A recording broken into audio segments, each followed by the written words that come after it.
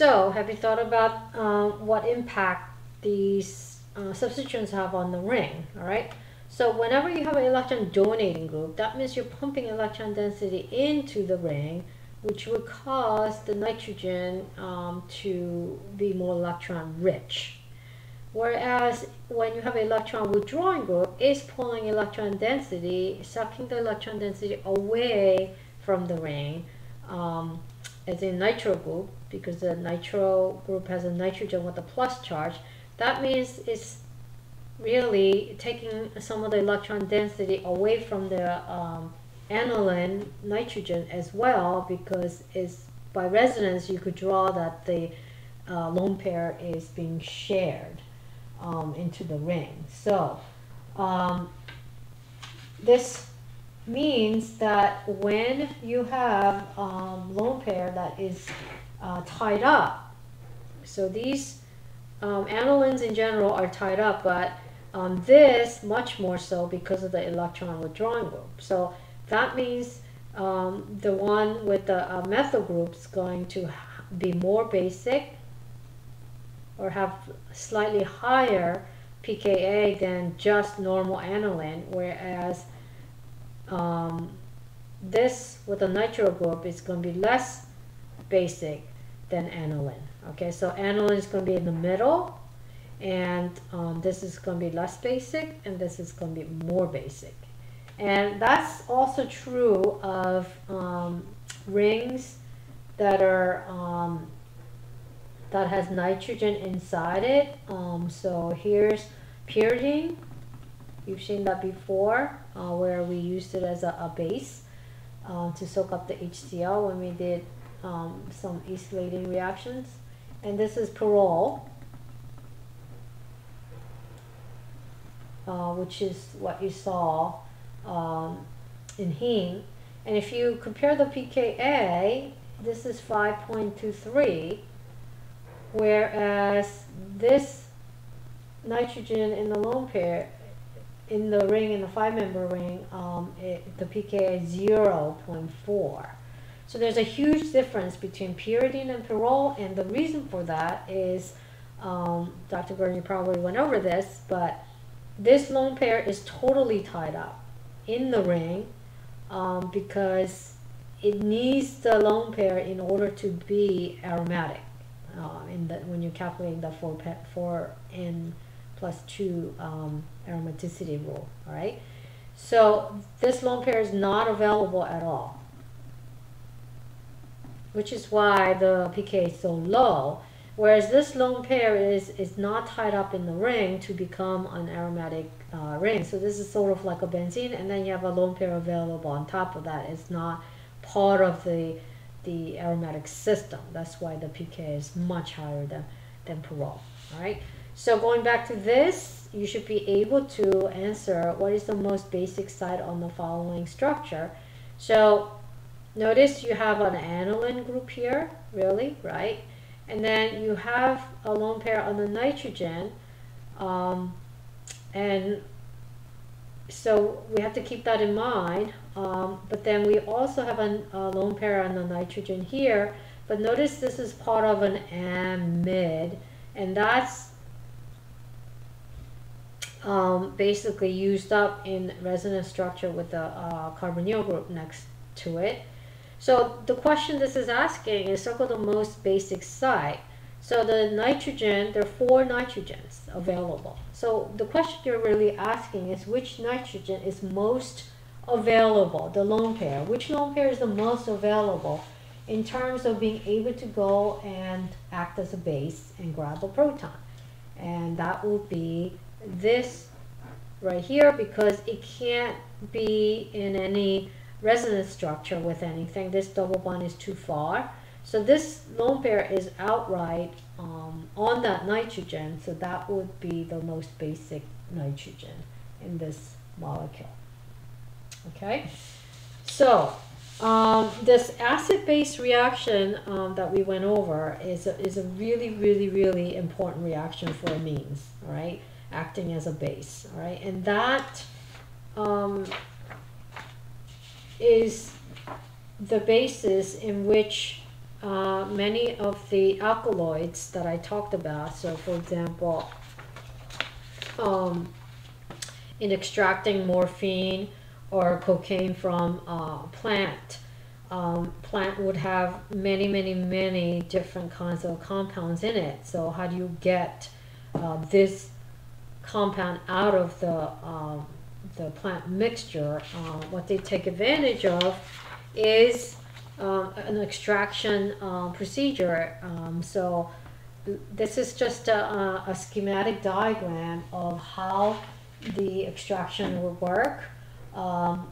So let's say in the mixture you have a basic compound with an amine, you have neutral compounds, which there are a lot of, and then let's say you have acidic compound. So let's say this is all mixed up in a flask.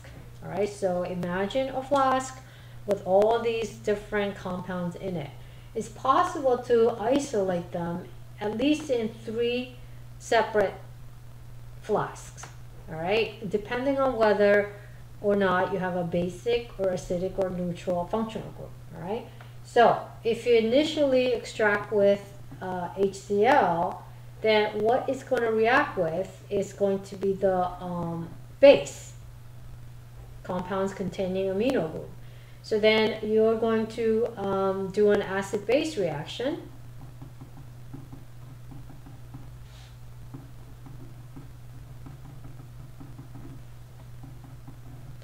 To form this ammonium salt, as we talked about before. Now, when you do an extraction in a separatory funnel, you know, you usually have an aqueous layer and you have an organic layer, right? So what do you think after you react with the aqueous hydrochloric acid solution?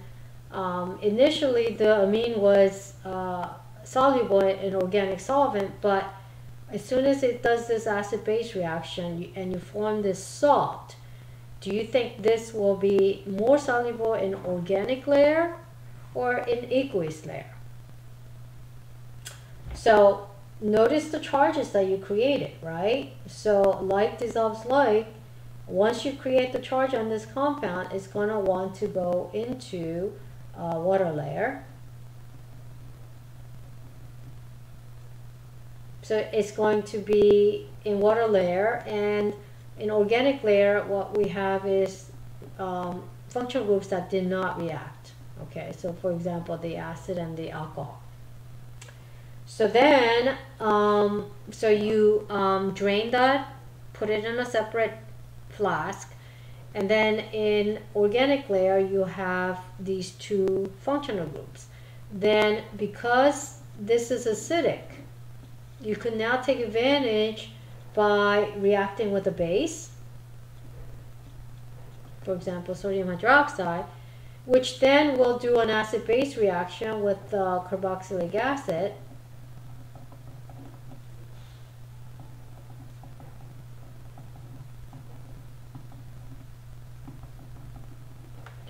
To form an acid salt. So once again, before we created a charge on this molecule, it was soluble in organic layer, but as soon as you do this acid-base chemistry and you create a charge, it's going to no longer want to dissolve in organic layer because it's non-polar.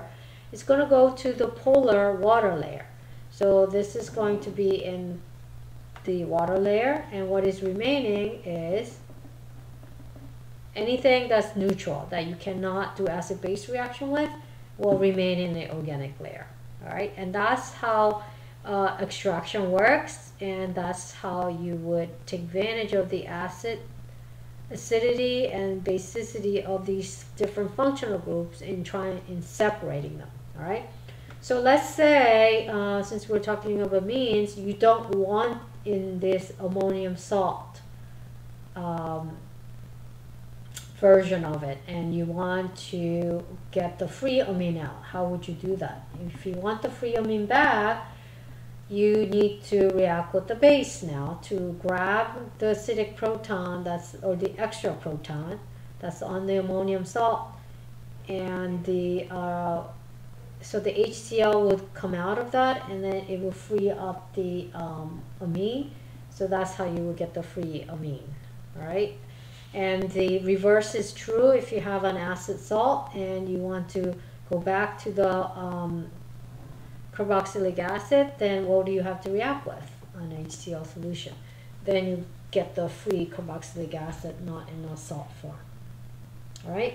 So this is a very, very important schematic diagram, and which a lot of students don't understand and are confused about, but is a very simple chemistry in which you're taking advantage of the acid-base chemistry of the organic acid and organic base in order to separate them.